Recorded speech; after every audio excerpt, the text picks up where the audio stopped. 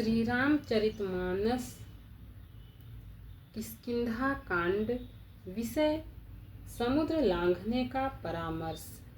जामवंत का हनुमान जी को बल याद दिलाकर उत्साहित करना। भावार्थ सहित। अनुज क्रिया करि सागर तीरा, कहि निज कथा सुनहु कपिबीरा।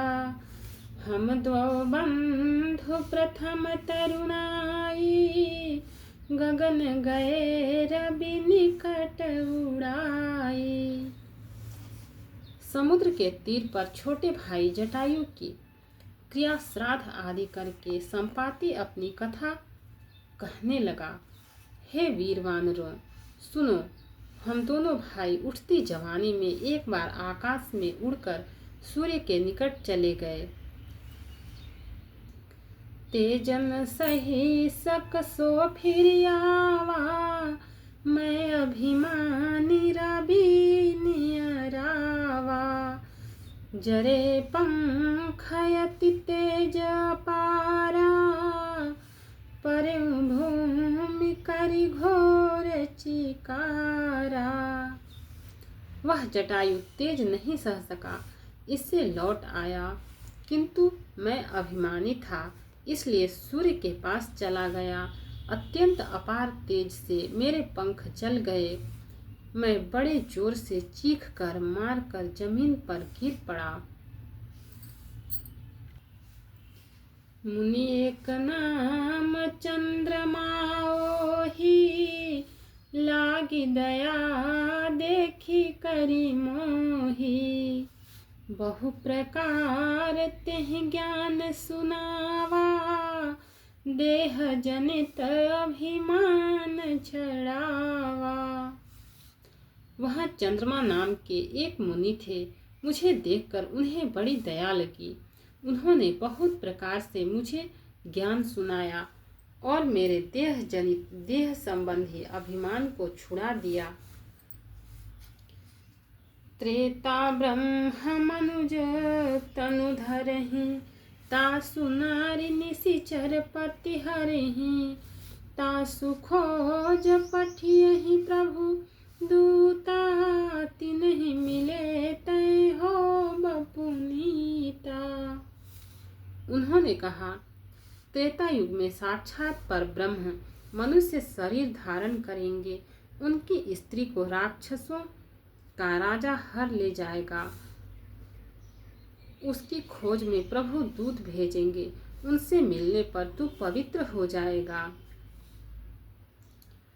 जमिहहि पंख करसि जनि चिंता, तिन्हि देखाई देहे सुतै सीता। मुनि कई गिरा सत्य भैयाजू, सुनि मम बचन करहु प्रभु काजू। और तेरे पंख उग आएंगे, चिंता न कर, उन्हें तू सीता जी को दिखा देना। मुनि की वह वाणी आज सत्य हुई। अब मेरे वचन सुनकर तुम प्रभु का कार्य करो।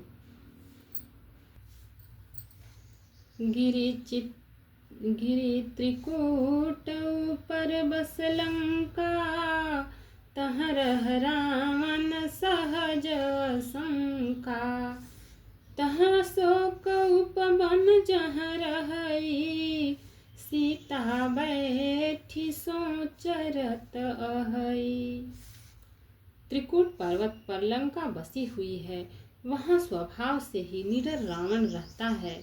वहाँ अशोक नाम का उपवन बगीचा है, जहाँ सीता जी रहती हैं। इस समय भी वे सोच में मग्न बैठी हैं। दोहा। मैं देखूं तुम नाही, गिधहि दृष्टि अपार। बूढ़ भयउ नत कतेउ, कछुक सहाय तुम्हार। मैं उन्हें देख रहा हूँ, तुम नहीं देख सकते, क्योंकि गिद्ध की दृष्टि अपार होती है, बहुत दूर तक जाती है। क्या करूं, मैं बूढ़ा हो गया, नहीं तो तुम्हारी कुछ तो सहायता अवश्य करता। जो नांघई सत जो जन सागर, करई सो राम काज मति आगर। मोहि बिलो की धरहु मन धीरा, राम कृपा कस भयउ शरीरा। जो सब योजन 400 को समुद्र लांघ सकेगा और बुद्धि निधान होगा, वही श्री राम जी का कार्य कर सकेगा। निराश होकर घबराओ मत, मुझे देखकर मन में धीरज धरो। देखो श्री राम जी की कृपा से देखते ही देखते मेरा शरीर कैसा हो गया। बिना पाँख का बेहाल था, पाँख उगने से बहुत सुंदर हो गया। पापी जा कर नाम सुमिर हैं, अति अपार भव सागर तरही। तासु दूत तुम तज कदराई, राम हृदय धरि करहु पाई। पापी भी जिनका नाम स्मरण करके अत्यंत अपार भवसागर से तर जाते हैं, तुम उनके दूत हो। अतः कायरता छोड़कर श्री राम जी को हृदय में धारण करके उपाय करो। अस कही गरुड़ गिध जब गयो, तिनके मन अति विस्मय भयउ। निज निज बल सब काहू भाषा, पार जाय कर संशय राखा।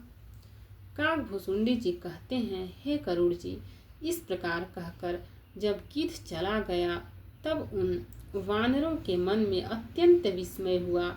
सब किसी ने अपना अपना बल कहा, पर समुद्र के पार जाने में सभी ने संदेह प्रकट किया। जरठ भयउ अब कहई छेसा, नहीं तन रहा प्रथम बल लेसा। जब ही ते विक्रम भय खरारी, तब मैं तरुण रहूं बल भारी। ऋक्षराज जाम्बवान कहने लगे, मैं अब बूढ़ा हो गया, शरीर में पहले वाले बल का लेस भी नहीं रहा। जब खरारी खर के शत्रु श्री राम वामन बने थे, तब मैं जवान था और मुझ में बड़ा बल था। दोहा। बलि बांधत प्रभु बाढ़ेउ, सो तनु बरनि न जाय। उभय घरी महदीन्ही, सात प्रदीक्षिण धाई।